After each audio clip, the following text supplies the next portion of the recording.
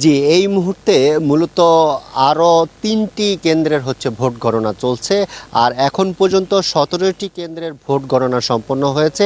২১টি কেন্দ্রের মধ্যে আরও বাকি থাকে, আরও একটি কেন্দ্র বাকি থাকে। তো আমরা ধারণা করতে পারছি যে ৩টা বা ৪টা নাগাদ হয়তো বা এই ফলাফল বা এই গণনার যেই গতি, সেই গতি অনুযায়ী আমরা বলতে পারি যে ৩টা বা ৪টার মধ্যে এই ফলাফল বা চূড়ান্ত যেই ফলাফল, সেই ফলাফল প্রকাশ করা হতে পারে।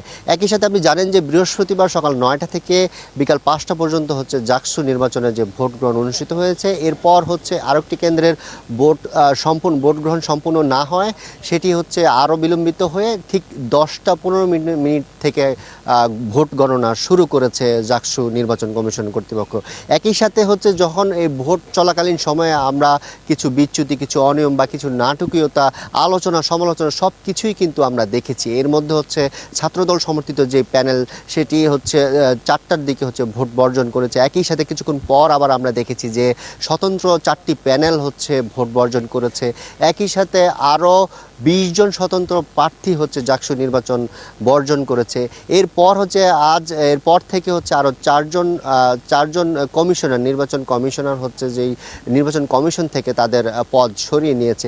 এই যে নাটকীয়তা, এই যে আলোচনা সমালোচনা, আবার বৃহস্পতিবার থেকে এখন পর্যন্ত চলমান ভোট গণনা, এই যে 33 বছর পর যে জাকসু নির্বাচন অনুষ্ঠিত হচ্ছে, এই যে দীর্ঘ সময়ের পর জাকসু নির্বাচন অনুষ্ঠিত হচ্ছে, মনে হচ্ছে যে না, এতদিন পর যে নতুনভাবে তারা যেহেতু নির্বাচনের সাথে সংযুক্ত হয়েছে, সেই নতুন যে অভিজ্ঞতা, সেই অভিজ্ঞতা কিন্তু তারা ভোটের মাধ্যমে বা এখানকার যে নির্বাচন কমিশন ভোটের মাধ্যমে দেখিয়েছে।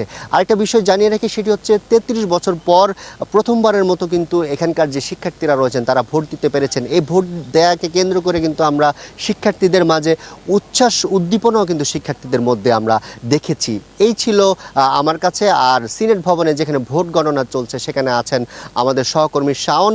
শাওন, আপনি জানাবেন সেখানে ভোট গণনার সবশেষ পরিস্থিতি কি? ধন্যবাদ আরিফ।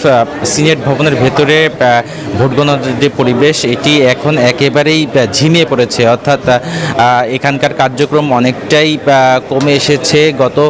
গতকাল এবং গত পরশু যেই এক ধরনের খুবই সবাই মিলে যে ভোট গণনা করছে, খুবই ব্যস্ততা, সেই ধরনের পরিবেশ এখন নেই। কারণ ভোট গণনার প্রায় শেষ পর্যায়ে, অর্থাৎ 17টি কেন্দ্রের ভোট গণনা কেন্দ্রীয় ছাত্র সংসদের, সেটি কিন্তু ইতিমধ্যে শেষ হয়ে গেছে বলে আমরা জানতে পেরেছি। এখন বাকি যে কেন্দ্রগুলোর 4টি কেন্দ্র রয়েছে, সেই 4টি কেন্দ্রের ভোট গণনা কিন্তু চলছে। আমি যদি দেখাই, যে দেখতে পাচ্ছেন যে এখানে আসলে যারা রিটার্নিং কর্মকর্তা এবং পোলিং এজেন্ট রয়েছে তাদের সংখ্যা কিন্তু কম।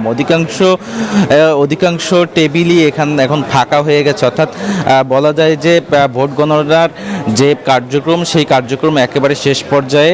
আর নির্বাচন কমিশনের পক্ষ থেকে বলা হয়েছে দুপুরের দিকে কিন্তু এই যে ভোট গণনা শেষ হয়ে যাবে এবং তারা সবগুলো ফলাফল একসাথে করে একটি চূড়ান্ত ফলাফল তারা প্রকাশ করবেন। মূলত ম্যানুয়াল পদ্ধতিতে ভোট গণনার কারণে কিন্তু এই দীর্ঘসূত্রিতার কারণটি হয়েছে। এছাড়া আমরা দেখেছি গত 2 দিন ধরে এই ভোট গণনাকে কেন্দ্র করে বিভিন্ন ধরনের অঘটন ঘটেছে। একজন রিটার্নিং কর্মকর্তা, বিশ্ববিদ্যালয়ের শিক্ষক, তার অনাকাঙ্ক্ষিত তিনি মৃত্যুবরণ করেছেন অসুস্থ হয়ে। এই বিষয়গুলো কিন্তু এই ভোট গণনার ক্ষেত্রে অনেকটা বাধা সৃষ্টি করেছে। আমরা এখানে যারা রিটার্নিং কর্মকর্তা ছিলেন, তাদের অনেকেই কিন্তু অভিযোগ করছিলেন যে এতগুলো ভোট আসলে ওএমআর শিটের মেশিন ছাড়া আসলে ম্যানুয়াল পদ্ধতিতে গণনা করা এক ধরনের খুবই একটি পরিশ্রমের কাজ হয়ে যায় এবং এক্ষেত্রে ভুলেরও অনিশ্চয়তা তৈরি হয়। সেই জায়গা থেকে তারা অনেকেই চাচ্ছিলেন মেশিনে যাতে গণনা করা হয়, কিন্তু শেষ সিদ্ধান্ত অনুযায়ী ম্যানুয়াল পদ্ধতিতেই কিন্তু শেষ পর্যন্ত চলল জাকসুর এই নির্বাচনের ভোট গণনা। এই ছিল আমার কাছে এখন পর্যন্ত সর্বশেষ। আমাদের সিনেট ভবনের অন্য প্রান্তে আছেন আমাদের সহকর্মী নাজমুল, আমরা চলে যাচ্ছি তার কাছে। শাওন, আপনাকে ধন্যবাদ। আপনি যেমনটি বলছেন, এই মুহূর্তে রয়েছি আমি সিনেট ভবনের, যেখানে ভোট গণনা করা হচ্ছে এবং সেই নির্বাচন কমিশনার যেখানে অপেক্ষা করছেন সেখানে। এবং আপনারা জানেন যে এখন পর্যন্ত এই মুহূর্ত পর্যন্ত 19টি হলের কিন্তু যে জাকসুর যে ভোটের যে গণনা সেটা কিন্তু শেষ করেছে। এবং আমরা যদি একটু দেখাই যে এখনও কিন্তু উদ্বিগ্ন এখানে। আপনারা জানেন যে সেই 11 তারিখ রাত থেকেই কিন্তু এখানকার যারা প্রার্থী তারা কিন্তু এখানেই অপেক্ষা করছে এবং ঘন্টার পর ঘন্টা অপেক্ষা করতে হচ্ছে তাদেরকে। এবং আপনারা জানেন যে এখন পর্যন্ত 42 ঘন্টা পার হতে চলছে, কিন্তু এখনও যে ভোটের যে ফলাফল সেটা কিন্তু এখনও দেয়নি। এবং এখানকার প্রধান চিফ রিটার্নিং কর্মকর্তা অধ্যাপক ডক্টর মনিরুজ্জামান তিনি আমাদেরকে বলেছে সন্ধ্যা 7টায় ঠিক ফলাফল কিন্তু ঘোষণা করবেন, এরকম কথাই আসলে বলছিলেন।